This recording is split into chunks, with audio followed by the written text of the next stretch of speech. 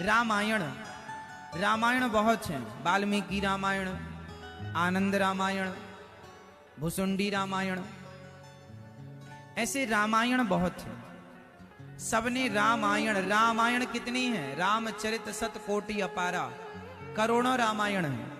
लेकिन रामचरितमानस, गोस्वामी श्री तुलसीदास जी से लोगों ने पूछा कि सबने तो रामायण लिखी है, आपने रामचरितमानस क्यों लिखा?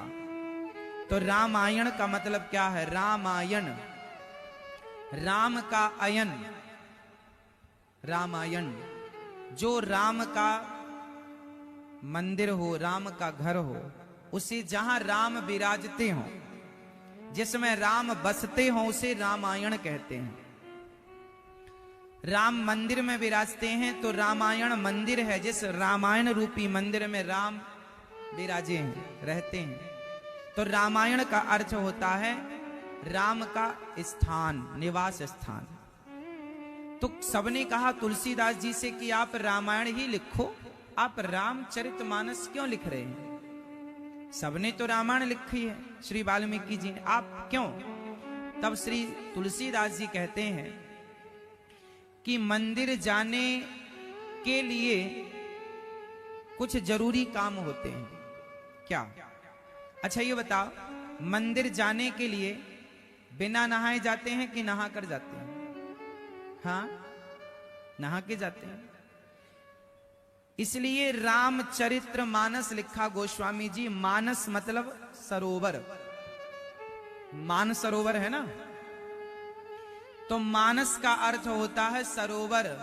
अरे रामायण तो राम का घर है, लेकिन उस राम के घर तक पहुंचने के लिए पहले रामचरितमानस के सरोवर में डुबकी लगाकर शुद्ध होकर फिर रामायण में प्रवेश किया जाए।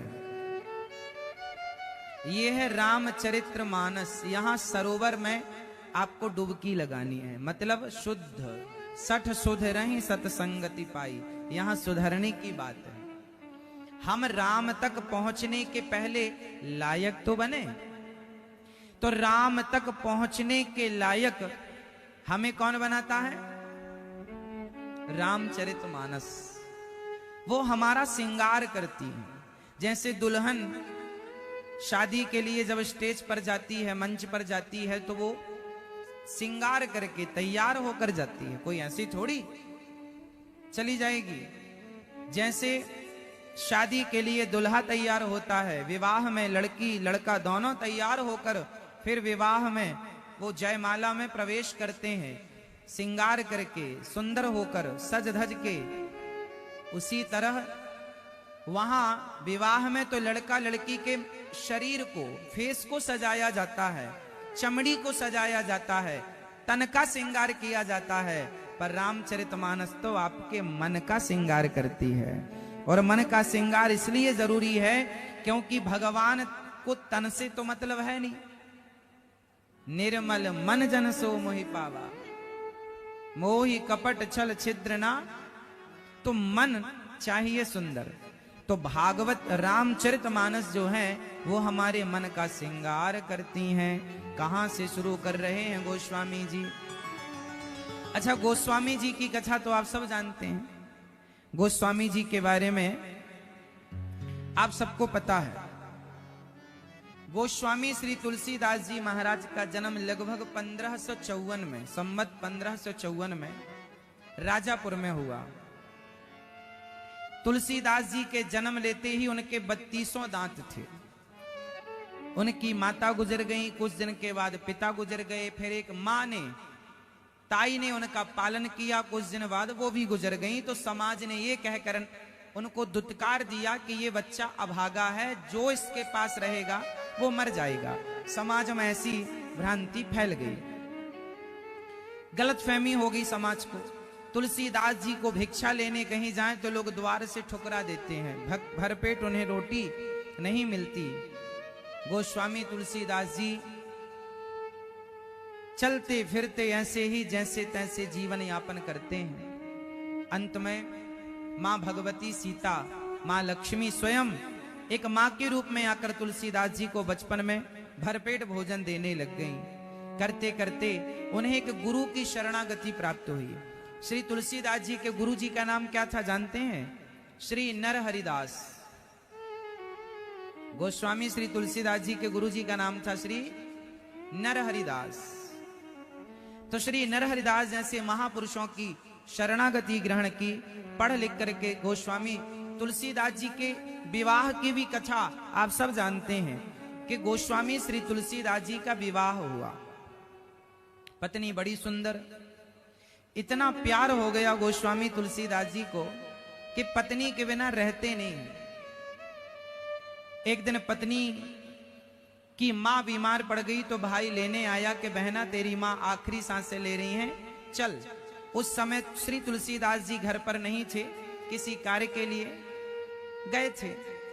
अब पत्नी फोन तो कर नहीं सकती, मोबाइल का जमाना नहीं था कि हम जा रहे हैं थोड़ा आप देख लेना। अब पड़ोसन को कहकर श्री तुलसीदास जी की धर्म पत्नी चल पड़ी, और जब चली तो पड़ोसन से कहकर कि मैं कल आ जाऊंगी, पति आए तो कह देना कि मैं कल वापस आऊंगी, मां की तबीयत बिगड़ गई है तो जाना जरूरी है। भाई नहीं मान रहे हैं, लेकर ही जाएंगे। भाई के संग चली। तुलसीदास जी आए, पड़ोसन ने कहा कि आपकी पत्नी को तो भाई आए थे उनके लेवाने, आपके साले लेकर गए, आपकी सास की तबीयत बहुत ज्यादा खराब है। तुलसीदास जी कैसे रहते उस पत्नी के बिना। रात्रि को चैन ना पड़ी, रहा ना गया, पत्नी के साथ रहने की आदत जो हो गई है। अब पत्नी चली गई तो रहे कैसे? आधी रात के ही गोस्वामी जी चल पड़े। बारिश का मौसम था, नदी में बाढ़ थी, नाव थी नहीं, तो मुर्दे को नाव समझकर पार कर लिया। पत्नी के कमरे में सांप चढ़ रहा था तो सांप को रस्सी समझकर चले गए। पत्नी से कहा मैं आ गया। पत्नी ने कहा स्वामी आप यहां आ गए, क्या आप रात रुक नहीं सकते थे? तुलसीदास जी बोले कैसे रुकते, तुमसे मैं बहुत प्यार करता हूं, तुम्हारे बिना रह नहीं सकता, तुम्हें देखे बिना मुझे चैन नहीं पड़ता, तुम्हें छुए बिना मैं रह नहीं सकता। गोस्वामी तुलसीदास जी जब ये बातें कह रहे थे तो पत्नी ने कह दिया स्वामी जी इस हाड़ मांस के शरीर से जितना प्यार करते हैं, इतना प्यार यदि रघुनाथ से किया होता तो आपकी नैया पार हो जाती स्वामी जी। बस ये कहना था कि गोस्वामी श्री तुलसीदास जी की आंखें उनकी धर्म पत्नी ने खोल दी और उल्टे पांव गोस्वामी जी चल पड़े। ठीक कहा मेरी पत्नी ने कि हाड़ मांस के शरीर से जितना प्यार है, इतना यदि भगवान से होता तो कितना अच्छा होता। संसार के वस्तुओं से हम कितना प्यार करते हैं, संसार की वस्तुओं से हम कितने अटैच हो जाते हैं, रह नहीं पाते, तुम्हारे बिना कैसे रहेंगे, तुम्हारे बिना कैसे रहेंगे। लेकिन क्या करें, रहना तो पड़ता है। एक ना एक दिन सबकी पत्नी मर जाती है, एक ना एक दिन सबके पति गुजर जाते हैं, एक ना एक दिन इस संसार के वो सारे लोग नहीं होंगे जिनसे हम मोहब्बत करते हैं। एक ना एक दिन वो जरूर आएगा जो आप जिनसे प्यार करते हैं उन्हीं की अर्थी को आपको कंधा देना पड़ेगा। ये सच्चाई है। इसलिए शास्त्र, अब गोस्वामी तुलसीदास जी रामचरितमानस में क्या लिखेंगे? जिन्हें पत्नी से ज्ञान मिल गया वो पूरी रामचरितमानस में क्या लिखेंगे? क्या वो कभी ये कहेंगे कि तुम संसार से मोहब्बत करो? संसार से प्यार करना सिर्फ रोना है। इसलिए अब आप कहें कि महाराज जी क्या हम भी तुलसीदास जी हो जाएं? ना, तुलसीदास जी तो आप और हम कभी नहीं हो सकते, लेकिन इन महापुरुषों से हम कुछ ना कुछ सीख कर अपने जीवन को संवार सकते हैं। क्या सीखने लायक है? आप कितने लोग गृहस्थी हैं, जरा हाथ उठाओ। आप में से कितनों का विवाह हो चुका है? जिनका हो चुका है वो लोग हाथ उठाएं। आपका नहीं हुआ? नहीं, चलो अच्छा ये बताओ, गृहस्थी हैं आप, तो आप बताइए कि आप गृहस्थ में रहकर ज्यादा प्रेम किससे करते हैं? पत्नी से, पति से, बेटा से, बेटी से, दुकान से, मकान से, खेती बाड़ी, किससे? हर व्यक्ति किसी ना किसी में उलझा हुआ, कोई पत्नी में, कोई पति में, कोई बेटी में, कोई बेटा में, कोई बिजनेस में, कोई व्यापार में, कोई धंधे में, कोई जमीन जायदाद में उलझे हैं। हम ये नहीं कहते कि काम मत करो, हम बिल्कुल नहीं कहेंगे कि तुम पत्नी छोड़ दो, पति छोड़ दो, काम ना जी, काम नहीं छोड़ना, काम खूब करना है, पैसा ज्यादा कमाओ। 1000 रुपए कमाते हो रोज का तो 2000 कमाओ, 5000 कमाते हो तो 10,000 कमाओ, परंतु काम सब कुछ करते हुए जो दिल है ना आपका, मन है ना, वो मन भगवान के चरणों में लगाना। रामचरितमानस क्या कहेगी आपको, मैं पहले ही आपको समझा देता हूं, अच्छा लगेगा आपको। अच्छा ये बताओ, भगवान के पास क्या नहीं है? भैया बताओ आप हाँ बता, बैठे बैठे, खड़े नहीं होना, हम जिनसे पूछेंगे वही बताएंगे और बैठे बैठे बताएंगे। बताओ भगवान जी के पास क्या नहीं है? आप सब कुछ है। आप बताओ पीले भैया, सब कुछ है। आप बताओ क्या गुटखा खा रखा है आपने? बेटा ना खाया करो, इतना देखो मुंह भरा है आपका, है ना। मुख में भगवान का नाम होना चाहिए। मुख में क्या होना चाहिए? गुटखा तंबाकू नहीं होना चाहिए। मुख में हो राम नाम, राम सेवा हाथ में, ठीक है। अब गुटखा ना खाना कल से, आज से अभी। सुनो, चलो बताओ क्या सवाल पूछा हमने आपसे? हाँ, इनके गुटके के चक्कर में हमारा सवाल ही भूल गया। हाँ, क्या नहीं है आपके पास? हाँ, भगवान के पास क्या नहीं है? हाँ उत्तर दो भैया, ये दाढ़ी वाले बताएंगे। भगवान जी के पास क्या नहीं है? सब कुछ है। आप बताओ, पीछे वाले भैया, ये दादाजी लोग बताएंगे। बताओ भगवान के पास क्या नहीं है? मैया बताओ, मेरी माँ, मैया बोलो मेरी माँ, क्या नहीं है भगवान के पास? सब कुछ है ना। आपका उत्तर गलत है। एक चीज है जो भगवान के पास नहीं है। क्या? भगवान के पास सब कुछ है, एक चीज नहीं है, और वो है मन। मन क्या नहीं है? मन। इसलिए भगवान आप लोगों से क्या मांगते हैं? भगवान आप लोगों से क्या मांगते हैं? कि तुम अपना मन मुझ में लगाओ। भगवान कहते हैं मेरे पास सब कुछ है, तुम मुझे कुछ ना दो, बस अपना मन मेरे चरणों में अर्पित कर दो। बस निर्मल मन जन सो मोहि पावा। क्या मांग रहे हैं भगवान? क्या मांग रहे हैं भगवान आपसे? मन। और आप देख क्या रहे हैं? नारियल, चिरौंजी। ये भगवान ने कब मांगा तुमसे कि तुम नारियल? नारियल कोई तुम्हारे घर में तो बनता नहीं है। हे भगवान ये काम बना दो, नारियल तोड़ेंगे। नारियल कम मांगा भगवान ने? मिठाई कम मांगी? सोना कम मांगा? चांदी कम मांगी?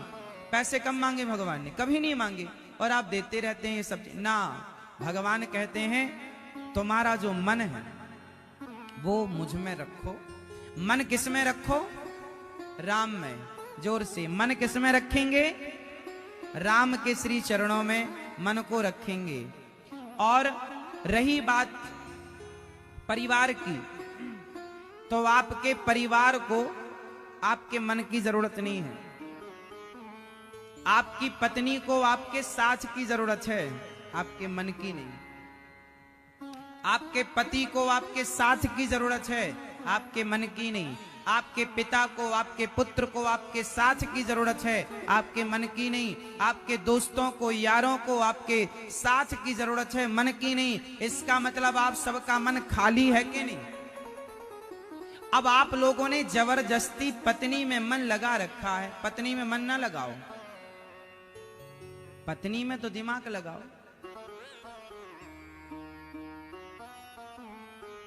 पत्नी के साथ अच्छा व्यवहार करो, पति के साथ अच्छा व्यवहार करो। पति में दिमाग, पति को दिमाग में रखो, पत्नी को दिमाग में रखो। इनसे अच्छा व्यवहार करो। मैं आपसे अच्छा व्यवहार कर रहा हूं, मैं आप में मन नहीं लगाऊंगा, क्योंकि मन में आप में लगाऊंगा तो फिर भगवान में क्या लगाऊंगा?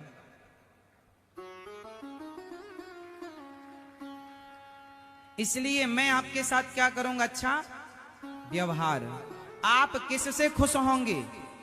मैं आपसे प्यार करने लग जाऊं, मैं आपसे बहुत प्यार करता हूं, है ना, इससे कोई लाभ नहीं। मैं आपके साथ अच्छा व्यवहार करूं। कैसा? जैसा हमारे शास्त्रों ने बताया, अतिथि देवो भव। मात्र माँ की इतनी सेवा करो, माँ के पांव दबाओ, माँ को रोटी दो, माँ का आदर करो, माँ का सम्मान करो, माँ को गले लगाओ, माँ से खूब प्यार करो, लेकिन मन माँ में ना लगाओ।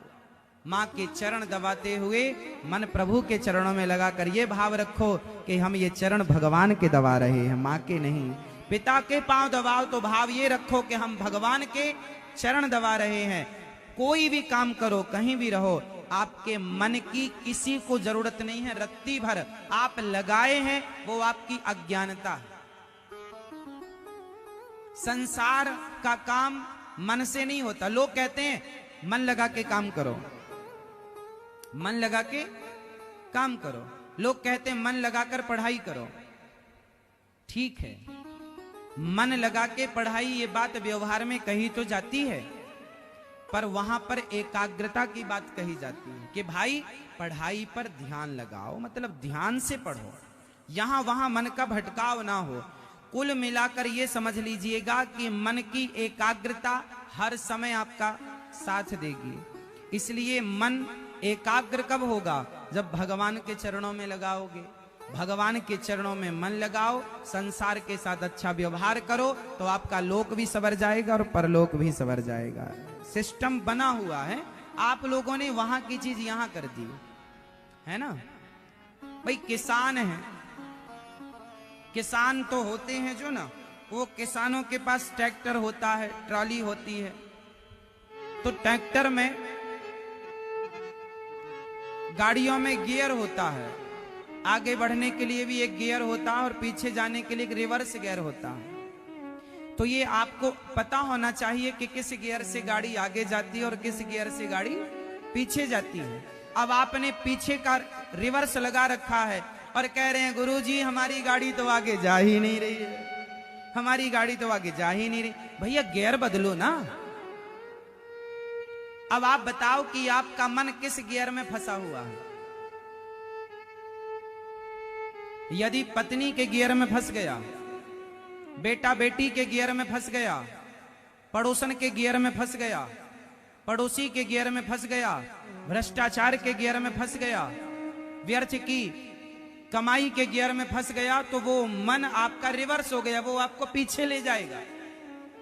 रावण का मन रिवर्स गियर में लग गया, माता सीता को चुरा लिया, रिवर्स गियर है ना। सोने की लंका में रहने वाला रावण का जब रिवर्स गियर लगा तो गाड़ी आगे गई कि पीछे आ गई? बोलो बोलो। जिस रावण से देवता थरथर कांपते थे, कर जोरे सुरदिशिप विनीता भ्रकुटी बिलोकत सकल सभीता, वो रावण जिसका डंका बजता था इंद्र के पास स्वर्ग में, वो रावण उसके घर में रहा ना को कुल रो बनिहारा, कोई रोने वाला नहीं बचा। क्योंकि किस गियर में उसका मन फंस गया? रिवर्स। बोलो हाँ, रिवर्स में गया। तो आपका मन किस गियर में लगा है? पत्नी में लगेगा, पति में लगेगा, परिवार में लगेगा तो ये रिवर्स ले जाएगा, और भगवान में लग जाएगा। विभीषण का मन भगवान में लगा तो घास की झोपड़ी में रहने वाले विभीषण को लंका का राजा बना दिया मेरे राम ने। ये आगे का गियर 5 नंबर पे चल रही गाड़ी।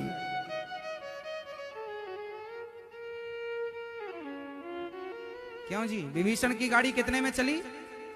5 नंबर पे, और रावण की गियर रिवर्स लग गया। ऐसे ही सुग्रीव और विभीषण का देख लो आप, एक का गियर 5 नंबर पे एक चल रही गाड़ी, एक की, और एक की रिवर्स। तो अब आप डिसाइड करो कि आपको 5 नंबर पे अपनी गाड़ी चलानी है, तेजी से आगे बढ़ना है या पीछे आना है। यदि पीछे आना है तो आप मन को संसार में लगाओ, और यदि आगे जाना है तो मन भगवान के चरणों में लगा दो। एक भगवान के सिवा आपका मन कहीं ना लगे। और भगवान कहते हैं मेरे पास मन नहीं है, मैं अपने भक्तों के मन से चलता फिरता हूं, मैं अपने भक्तों के मन से अपना काम करता हूं। इसलिए भगवान को भूख है कि मेरा भक्त मुझे केवल मन लगाए, मुझ में, मुझे अपना मन दे। बाकी तन तुम संसार को दे रखो, हमें कोई मतलब नहीं। तन तुम पत्नी को दो, परिवार को दो, पति को दो, बेटा बेटी को दो, माँ बाप को दो। मन, और वो भी मन ऐसा नहीं गंदा, निर्मल मन जन सो मोहि पर। निर्मल साफ करो, नर्मदा जल से धुल लो मन को। ऐसे गोस्वामी श्री तुलसीदास जी महाराज का मन, जो पत्नी के एक शब्द से उनका मन बदल गया और पत्नी में लगा हुआ मन, पत्नी से मन को निकाल कर उन्होंने भगवान के चरणों में मन समर्पित कर दिया। और तुलसीदास जी ने अपना मन दे दिया भगवान को। बस इतनी सी बात है कि आपका मन यहां है, वहां दे दीजिए, बस सिंपल। गोस्वामी जी ने पहला अक्षर लिखा है रामचरितमानस का। पहला अक्षर क्या है बताइए? आप रामचरितमानस पढ़ते हैं? नहीं पढ़ते, क्यों? आप पढ़ते हैं भैया रामचरितमानस? ओ चश्मा वाले भैया बताओ, रामचरितमानस का पहला अक्षर क्या है? कहां से शुरू होती है रामचरितमानस? राम से नहीं। आप लोग रामचरितमानस नहीं पढ़ेंगे तो पाकिस्तानी पढ़ेंगे फिर। इसलिए आपको अपने धर्म का, अपनी संस्कृति का ज्ञान होना जरूरी है। और ये तब होगा जब आप आधा घंटा 10 मिनट घर में रोज रामचरितमानस का पाठ। हमारा भारत तो वो भारत है, घर घर रामचरितमानस का पाठ हुआ करता था। तुम्हारे दादा नाना सब करते थे। हमारे गांव में बुजुर्ग लोग थे, बिल्कुल पढ़े लिखे नहीं थे, अंगूठा छाप थे, लेकिन रामचरितमानस की सारी चौपाइयां लगभग याद थी। नहीं पढ़े थे फिर भी याद थी। और आज के पढ़े लिखे बच्चों को रामचरितमानस का पाठ करना नहीं आता लयबद्ध तरीके से। कौन करेगा? ये संस्कृति बूढ़ों के बाद हमारी और आपकी जिम्मेदारी ना है। बाप का केवल रुपया पैसा नहीं बचाना साहब, बाप की केवल खेती बाड़ी नहीं बचाना, बाप दादों का जो हमारी संस्कृति, हमारे संस्कार हैं, वो भी तो हमें और आपको ही बचा के चलना है। बाप दादों की जो विरासत में हमें संस्कार मिले हैं, वो संस्कार तो हमें ही बचा के चलना है। कौन बचाएगा? तो रामचरितमानस का पहला अक्षर है वाह। श्लोक कहां से शुरू होता? बालकांड का पहला श्लोक। वर्णानामर्च संघानाम रसानाम छंदसामपि मंगलानाम च कर्तारौ वंदे वाणी विनायकौ। वाह। वर्णानाम अर्थ संघानाम, वाह। अब ये वाह क्या है? वाह है ब्रह्म सूचक। गोस्वामी श्री तुलसीदास जी ने रामचरितमानस को वाह शब्द से शुरू क्यों किया? क्योंकि वाह जो है, वाह बकरी का नहीं, वाह वजन का। वाह जो है ब्रह्म सूचक है, ब्रह्म। और आपने देखा होगा कोई मूली खाए, मूली, तो मूली खाने के बाद डकार किसकी आएगी? यदि आपने मूली खाई तो डकार में भी मूली जैसा स्वाद निकलेगा। गाजर खाई है तो गाजर जैसा, प्याज खाई है तो प्याज की डकार आएगी, हाँ या ना? तो जो अंदर होता है वही आदमी डकारता है, वही निकलता है।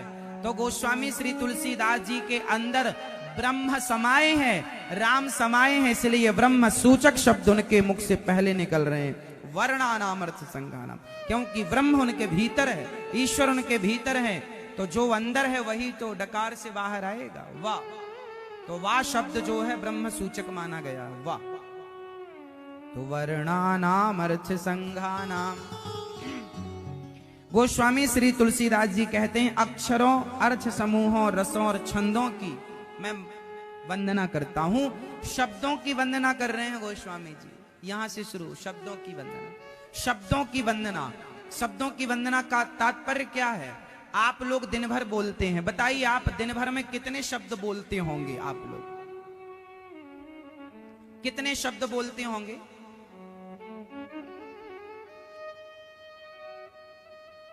आपको पता है? हजारों शब्द आप रोज बोल। जैसे आपने 1 घंटा पड़ोसन या पड़ोसी के संग बैठ के चुगली करे, रे क्या था उनका, सब कैसा चल रहा है, तो कैसा चल रहा है इतने ही में 7 अक्षर हो गए। कैसा चल रहा है, और सब ठीक है, और सब ठीक है, 7 ये भी हो गए। अरे हाँ, फलाने को जानते हो, उसके क्या हुआ, ये सब शब्द निकल रहे हैं आपके मुंह से। आप गाली दे रहे हैं, अरे उसका नाश हो जाए, उसका नाश हो जाए, 8 हो गए।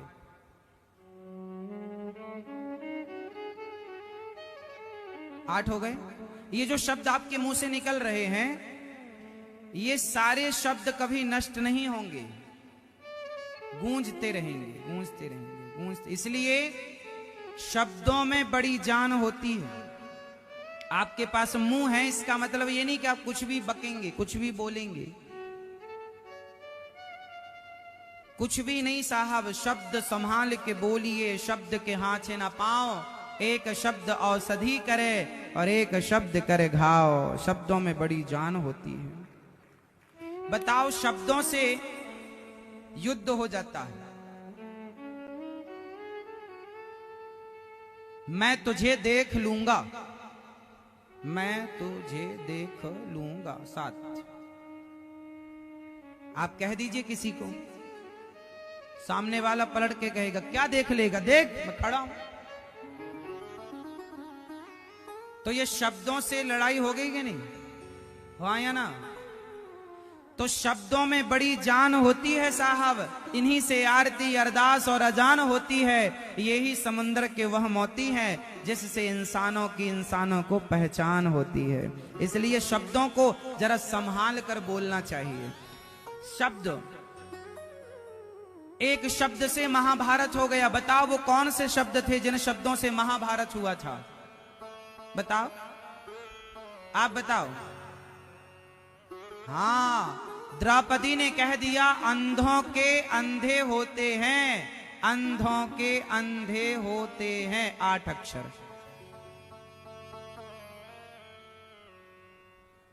इस 8 अक्षर में महाभारत हो गया। बोलो हाँ या ना? इतिहास साक्षी है साहब। इसलिए तुम्हारी वाणी है, इसका मतलब ये नहीं कि तुम कुछ भी बोलोगे।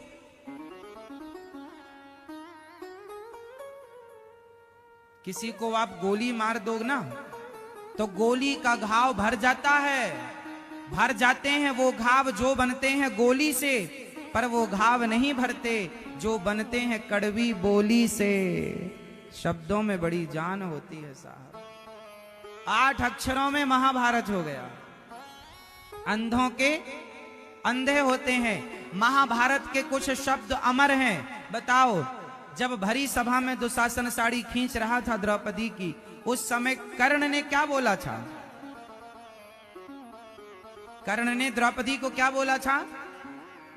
जोर से बोल दो।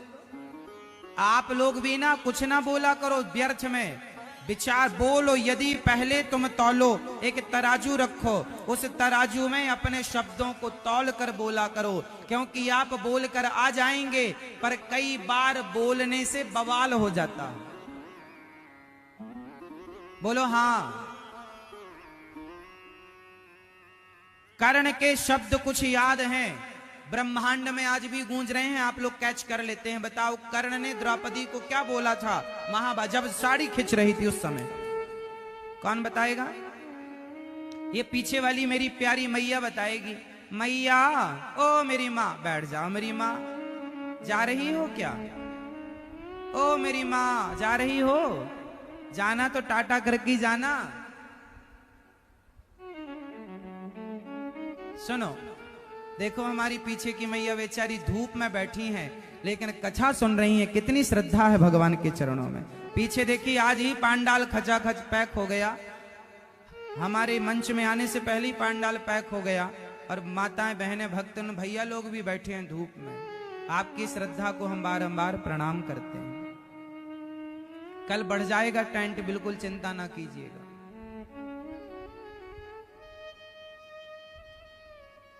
कर्ण ने क्या बोला था? कर्ण ने कहा था, द्रौपदी तेरे तो 5 पति हैं, एक मुझे भी बना ले। जैसे 5 वैसे ही 6, जैसे 5 वैसे 6, 7 अक्षर हो गए। जैसे 5 6, बस इतनी सी बात थी। कर्ण ने कह दी। दुर्योधन ने क्या कहा? द्रौपदी आ मेरी जांघ पर बैठ जा, मेरी जंघा पर बैठ जा। द्रौपदी द्रौपदी मेरी जंघा पर बैठ जाओ। हो गए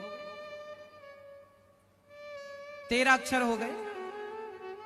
अर्थ क्या निकला? आज भी ये अक्षर गूंज रहे हैं। इसलिए गोस्वामी तुलसीदास जी सबसे पहले अक्षरों को प्रणाम करते हैं कि हे सरस्वती मां, मेरी वाणी से ऐसा कोई अक्षर ना निकल जाए जिससे समाज में किसी भी प्रकार की अशांति हो। हे प्रभु ऐसी कृपा बनाए रखना कि मेरे शब्द जोड़ने वाले हों, मेरे शब्द तोड़ने वाले ना हों। मेरे शब्द सुई का काम करें, मेरे शब्द तलवारों का काम ना करें। इसलिए वर्णानाम अर्थ संघानाम रसानाम छंदसामपि मंगलानाम च कर्तारौ वंदे वाणी विनायकौ। शंकर जी को प्रणाम करते हैं। सीताराम गुणग्राम पुण्य अरण्य विहारिणौ, भगवान राम के चरणों को प्रणाम करते हैं। उद्भवस्थित संहार कारणीम क्लेशहारिणीम, जो उत्पत्ति पालन और संहार करने वाले हैं, सारे क्लेशों को हरने वाले हैं, ऐसे श्री सीता सहित राम को हम बारंबार प्रणाम करते हैं। और गोस्वामी जी कहते हैं, नाना पुराण निगमागम, सारे पुराणों का सार रामचरितमानस है। आप ये मत सोचना कि रामचरितमानस कोई मनमुखी है ना, वेद पुराणों का रहस्य सार गोस्वामी जी ने रामचरितमानस में पिरोया है। और स्वांतः सुखाय, अपने सुख अपने आनंद के लिए गोस्वामी जी कुछ लिख रहे हैं। क्या लिख रहे हैं? जो सुमिरत सिद्धि होय, गणनायक करिबर बदन, करऊं अनुग्रह सोय, बुद्धि राशि शुभ गुण सदन। जिनका स्मरण करते ही कार्य शुद्ध सिद्ध हो जाते हैं, ऐसे गणेश जी को पहला प्रणाम श्री तुलसीदास जी ने किया। गणेश जी को पहला प्रणाम। गणेश जी प्रथम पूज्य हैं। बोलो हाँ।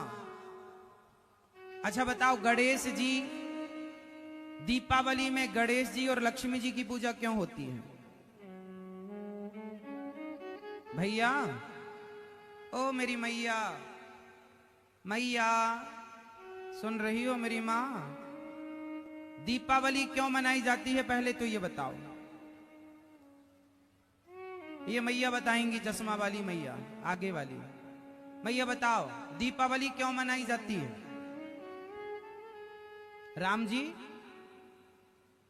बस सुपारी खा रही हो मेरी मां?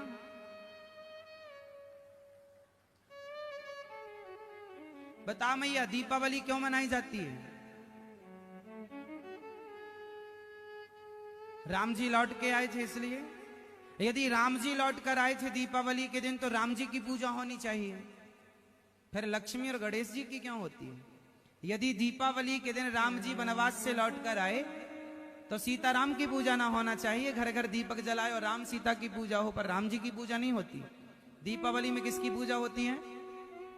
जोर से, जोर से, श्री गणेश जी और लक्ष्मी जी। अच्छा गणेश जी, अच्छा लक्ष्मी जी के पति तो नारायण है, तो लक्ष्मी नारायण की होनी चाहिए।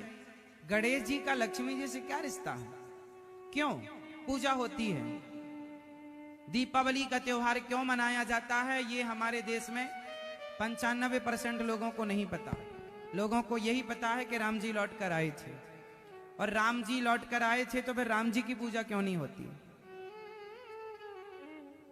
तो सही उत्तर ये है, हम लोगों ने भी निबंध यही लिखा। दीपावली का निबंध जब आता था ना तो हम लोग यही लिखते थे कि दीपावली के दिन राम जी लौट कर आए, है ना, रावण को मारकर, इसलिए दीपावली मनाए। हम लोग यही पढ़ते आए हैं, निबंध भी हमने यही लिखा है, आप लोगों ने भी हिंदी में ये निबंध लिखा होगा, हम लोग पढ़ते यही चले आए हैं। पर जब शास्त्रों को पढ़ते हैं तो बातें कुछ और निकलती हैं।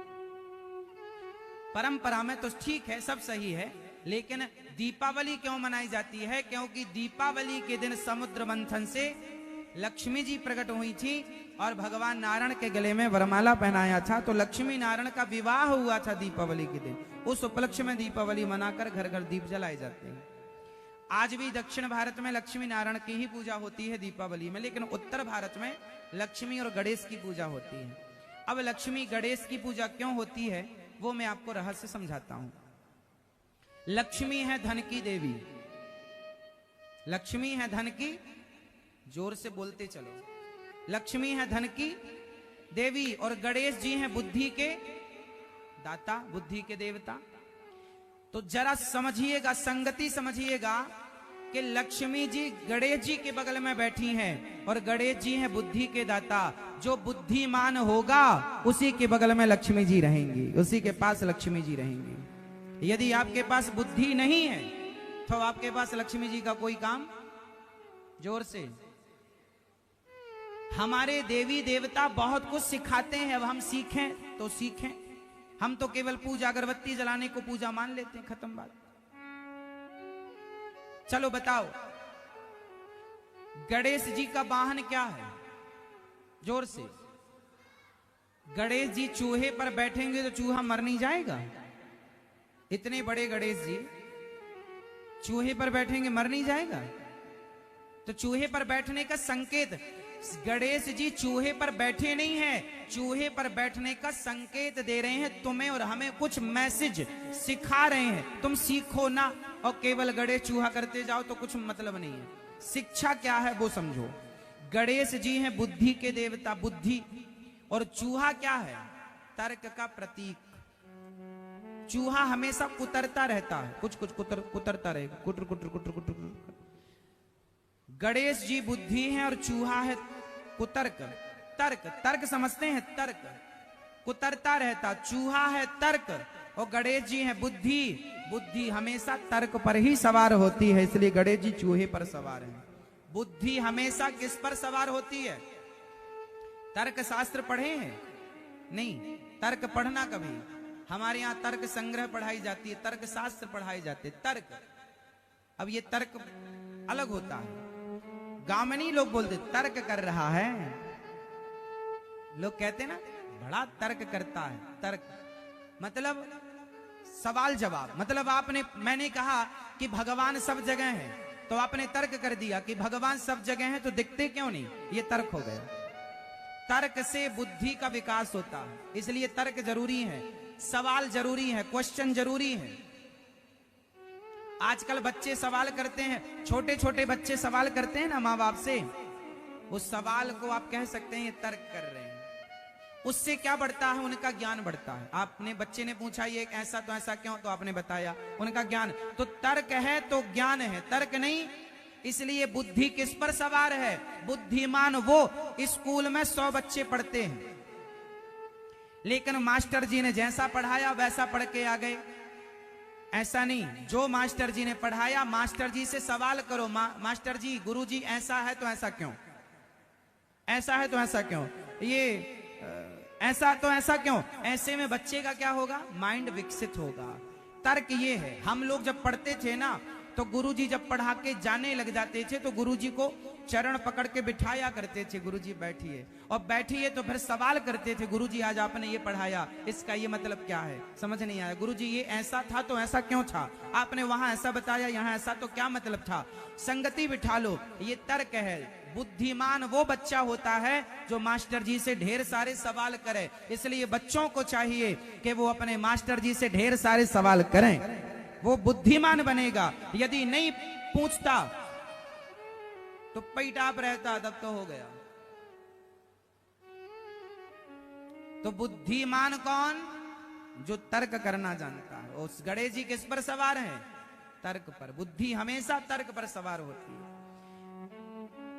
इसलिए हम प्रश्नोत्तरी करते हैं यूट्यूब पर। आप जाइएगा YouTube पर अनिरुद्धाचार्य टाइप कीजिएगा, मोबाइल पर चैनल खुल के आएगा, इस तरह से सब्सक्राइब कर लीजिएगा, शेयर कीजिएगा। हम प्रश्नोत्तरी करते हैं, जो कथा में सुनाते हैं उससे संबंधित कोई सवाल आपके दिमाग में हो तो आप पूछिएगा। क्या होगा, इससे हमारा भी नॉलेज बढ़ेगा और आपका भी ज्ञान बढ़ेगा। तो प्रश्न जरूरी है। अब कुछ लोग क्या कहते हैं, उनको डर लगता है, अरे हमसे कोई ऐसे ना पूछ ले कि हमको आए ना। भाई एक बात बताएं, सर्वज्ञ तो कोई नहीं है, मैं भी सर्वज्ञ नहीं हूं, हर विषय का ज्ञान मुझे नहीं है, पर जितना है वो भी तर्क करने से बढ़ेगा। आप सवाल करेंगे तो ज्ञान और बढ़ेगा, ना कि डरना चाहिए। इसलिए हमें खुलकर, आपके बच्चे सवाल करते हैं आपको उत्तर देना चाहिए। आप लोग क्या करते हैं, मुंह तू क्या पूछ रहा, चुप रह, ये कोई सवाल ना, सवाल सवाल उत्तर दो। तो गणेश जी किसकी सवारी करते हैं, मेरी माँ चूहे की। हाँ, गणेश जी से और क्या सीख मिली आपको, बताओ फटाफट। गणेश जी और क्या सिखाते हैं, गणेश जी का पेट बड़ा है, कान बड़े हैं। गणेश जी का मुंह किस किसने देखा है, जिसने देखा वो हाथ उठा सकते हैं। गणेश जी का मुंह किसने देखा है, जिसने देखा वो हाथ उठाएं, जिसने देखा वो हाथ उठाएं। बताओ कैसा मुंह है गणेश जी का, देखा ही नहीं आपने। गणेश जी का मुख दिखता ही नहीं है, सामने सूंड होती है, सूंड के अंदर ना मुंह होता है, कोई बगल से झांक के देखेगा तो दिखेगा। गणेश जी का मुंह नहीं दिखता, गणेश जी की सूंड दिखती है। हाँ, क्या संकेत है, गणेश जी के कान बड़े हैं और मुंह छिपा के रखा है। मतलब गणेश जी कहते हैं, जो आदमी कानों को बड़े रखता है मतलब ज्यादा सुनता है, और मुंह को छिपाए रखता है मतलब बोलता कम है। कम बोलो ज्यादा सुनो, स्वस्थ रहो और सुखी रहो। ज्यादा बोलोगे झगड़ा होगा। गणेश जी से शिक्षा ले लो, स्वरूप शिक्षा दे रहा है। अब तुम सीख लो तो सब सीख लो, नहीं सीखो तो कुछ नहीं सीखो। हाँ, गुटका ठीक कर लिया अपना, ठीक किया। ऐसे गणेश जी को प्रणाम करते हैं। बोलिए गणेश भगवान की। अब आगे गोस्वामी जी लिख रहे, ये मैं हर दोहे सोरठे का चौपाई का अर्थ करते चल रहा हूं, आपको समझना है। एक बात को समझाने के लिए हमें आप लोग, अभी कथा तक हम पहुंचेंगे आगे, अभी शुरुआत गोस्वामी जी सबको प्रणाम कर रहे हैं तो हम भी सबको प्रणाम करें। गोस्वामी जी कह रहे, मूक हो ही बाचाल, पंगु चढ़ही गिरिवर गहन, जासु कृपा सुदयाल, द्रवहु सकल कलिमल दहन। मूक हो ही बाचाल। अच्छा, भगवान बड़े दयालु हैं। अच्छा बताओ, भगवान दयालु हैं या नहीं? मैया, ओ मेरी मैया, भगवान दयालु हैं कि नहीं? हाँ या ना? अच्छा बताओ, भगवान दयालु हैं या नहीं? हाँ दयालु हैं तो हाथ उठा के बताओ। कितने लोग मानते हैं कि भगवान दयालु हैं? पीछे वाले नहीं मानते? ओ मेरी प्यारी मैया, आप मानती हो? उठा लो हाथ। पीछे वाली मैया, इस तरफ वाली, मानती हो ना भगवान? अच्छा बताओ, भगवान दयालु हैं तो उन्होंने आपको दया करके क्या दिया? ये कुर्सी पे बैठी है मैया, चश्मा लगाए। मैया बताओ, भगवान दयालु हैं तो आपको क्या दिया? दोनों मैया बताएंगी, दोनों चश्मा लगाए बैठी हैं। बताओ मेरी माँ, पर्स बिल्कुल ना संभालो, वो कोई ना ले जाएगा। आप तो उत्तर दो फटाफट। बताओ, भगवान दयालु हैं तो आपको क्या दिया दया करके भगवान ने? ये मैया बताएंगे, पीछे वाली मैया। ओ मैया, पंचायत कर रही हो मेरी माँ, बताओ बताओ, भगवान दयालु हैं तो दया करके उन्होंने आपको क्या दिया? नहीं बता रही है मैया, टुप्पी टाप बैठी है, सास ने कह के भेजा कुछ बोलना मत। भगवान दयालु हैं तो सब बताओ, क्या दिया दया करके उन्होंने आपको? सब कुछ। उन सब कुछ में एक चीज बताओ आप, मैया बताओ। आपने बोला सब कुछ, उन सब कुछ में एक चीज बताओ जो भगवान ने आपको दया करके दी, बताओ क्या? अच्छे माता पिता, अच्छा परिवार, ये भगवान ने दया करके दी आपको। हाँ, अच्छे संस्कार दिए भगवान ने। और बताओ। हाँ, आपका उत्तर गलत है मेरी माँ। माता पिता तो मिलते ही आपको, आकाश से तो टपकने की व्यवस्था है ही नहीं। भगवान तो माँ बाप देते ही, क्योंकि व्यवस्था ये है। और जो माता पिता जिसके होते हैं उनके लिए वो माता पिता अच्छे होते हैं। हमारे लिए हमारे अच्छे हैं, तुम्हारे लिए तुम्हारे अच्छे। वो सब बात नहीं है। बात ये है कि भगवान इतने दयालु हैं कि हम 84 लाख योनियों में भटक रहे थे, फिरत सदा माया कर प्रेरा, काल कर्म स्वभाव गुण घेरा, कबहु किन्नर करुणा कर देही, देत ईस बिनु हेत सनेही, बड़े भाग्य मानस तन पावा। भगवान की कृपा हुई तो उन्होंने 84 लाख योनियों से निकाल कर हमें और आपको यह मानव का चोला दे दिया, मानव का शरीर दे दिया। ईश्वर की सबसे बड़ी कृपा यह है कि उन्होंने हमें यह मनुष्य का शरीर दिया। इस शरीर से अब आप चाहो तो धर्म करो, चाहो तो अधर्म करो। इसलिए भगवान इतने दयालु हैं कि उन्होंने हमें ये अनमोल काया दे दी। इस शरीर से अनमोल, इस शरीर से कीमती कुछ नहीं है, क्योंकि ये शरीर ही साधन धाम मोक्ष कर द्वारा, ये शरीर ही ईश्वर को पाने का साधन है। कुत्ता के शरीर से, बिल्ली के, सुअर के शरीर से भगवान को नहीं पाया जा सकता, और मनुष्य के शरीर से। इसलिए बड़े भाग्य, दुर्लभो मानसो देहो देहि नाम क्षण भंगुरा, बड़े भाग्य से ये मानव का चोला मिलता है। इसलिए बड़े भाग्य से तो भगवान इतने दयालु हैं कि मानव का शरीर दिया। और भगवान की दया देखिए कि मूकम, जब भगवान कृपा करते हैं ना तो गूंगा भी बोलता, मूकम करोति वाचालम, गूंगा भी बोलता, लंगड़ा भी पहाड़ लांग जाता है। किसकी कृपा? भगवान जब करें तो, भगवान कृपा करें तो प्रभु मुद्रिका मेली मुख माही। आगे आप बोलो। जलधि लांघ गए, क्या अर्थ है इसका? प्रभु मुद्रिका मेली मुख माही, जलधि लांघ गए अचरज नाही। क्या अर्थ निकला?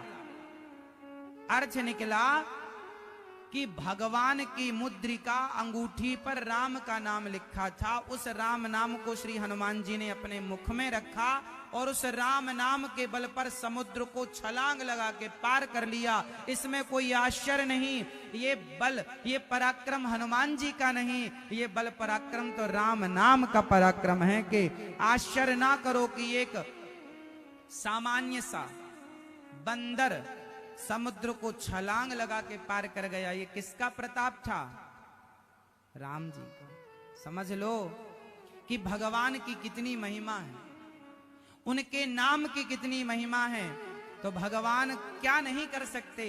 अरे वो हनुमान जी पर हाथ, भगवान राम यदि आप पर हाथ रख दें तो आप हनुमान हो जाओ। बल हमारा तुम्हारा नहीं होता, बल तो भगवान की कृपा का। जिस पर कृपा हो गई वो चीटी भी पहाड़ लांग जाए, मूकम करोति वाचालम, गूंगा भी पंचम स्वर से बोलने लग जाए, लंगड़ा भी पहाड़ लांग जाए। अरे भगवान चाहे तो क्या नहीं हो सकता। इसलिए भगवान के आश्रित रहा करो और भगवान ही हम सबके पालनहार हैं, ये भाव रखा करो। बंदऊ गुरु पद पदों में परागा, सुरुचि सुवास सरस अनुरागा, अमीय मोरी मय चूरन चारु, समन सकल भव रुच परिवार, सुकृति संभुतन विमल विभूति, मंजुल मंगल मोद प्रसूति, जन मन मंजु मुकुर मल हरणी, किए तिलक गुण गण बस करनी। गोस्वामी श्री तुलसीदास जी गुरु जी को प्रणाम कर रहे हैं। बिना गुरु, गुरु बिन भवनिधि तरह न कोई, जो विरंचि शंकर सम होई। बिना गुरु के ज्ञान नहीं होगा, बिना गुरु के कल्याण नहीं होगा। इसलिए गुरुजनों को गोस्वामी जी पहला प्रणाम। बंदऊ प्रथम महेश्वर चरणा, विप्रजनों को प्रणाम। वाल्मीकि नारद घट जौनी, वाल्मीकि जी को प्रणाम, नारद जी को प्रणाम, श्री महापुरुषों को प्रणाम। और गोस्वामी जी कहते हैं सत्संग बिनु सत्संग विवेक न होई। आप सत्संग जरूर किया करो, ज्यादा नहीं तो 1 घड़ी आधे घड़ी, आधे की पुनियाद तुलसी चर्चा राम की हरई। कोटि अपराध। सत्संग जरूरी है। क्यों? अच्छा एक बात बताओ, क्या चींटी नर्मदा मैया को पार कर सकती है? क्या चींटी नदी पार कर सकती है? उत्तर दो, आप उत्तर दो। क्या चींटी नदी पार कर सकती है? मैया, ओ मेरी मां, बताओ क्या चींटी नदी पार कर सकती है? हाँ मेरी मां, कुछ तो कहो। ऐसे सिर हिलाओ, ऐसे हिलाओ, ऐसे ऐसे हिला दो, गोल गोल गोल। चींटी नदी पार कर सकती है क्या? ये मैया बताएंगी? नहीं, ये मैया कह रही नहीं। आप बताओ, क्या चींटी नदी पार कर सकती है? बोलो हाँ या ना, बोलो हाँ या ना। दादाजी बताएंगे क्या चींटी नदी पार कर सकती है? हाँ या ना, सही उत्तर दीजिए। मैया, क्या चींटी नदी पार कर सकती है? हाँ या ना? लोग कह रहे हैं नहीं। अरे भाई क्यों नहीं? चींटी नदी पार जब आप लोग गाड़ी, साइकिल, मोटरसाइकिल पुल पे से पार कर सकते हैं, तो उसी पुल को पकड़ ले चींटी, तो क्यों नहीं पार कर सकती? सिंपल है। चींटी भी नदी पार कर सकती है यदि पुल को पकड़ ले तो। हमने ये थोड़ी कहा कि पुल से पार नहीं करना है। हमने तो ये कहा चींटी क्या नदी पार कर सकती है? बिल्कुल कर सकती है। पुल बना है, पुल पे चढ़ा दो, चींटी चली जाएगी, पार हो जाएगी। बोलो हाँ। और सैकड़ों चींटियां पुल में नजर डाल के देखे ना, करती होंगी पार। जाती आती उनका अलग रास्ता रहता है पुल में, चींटियों का। बताओ हाँ। जैसे एक चींटी पुल के सहारे, सेतु के सहारे नदी पार कर सकती है, उसी प्रकार सत्संग वह सेतु है, वह पुल है, जैसे सत्संग के सहारे हम भवसागर को पार कर सकते हैं। इसलिए सत्संग जरूरी है। रोज थोड़ा सही भगवान नाम सत्संग करोगे तो भगवान से प्रेम होगा, और प्रेम होगा तो कल्याण होगा। जैसे नदी को पार करने के लिए सेतु चाहिए, उसी प्रकार सत्संग वह सेतु है जिससे हम भवसागर को पार कर लेते हैं।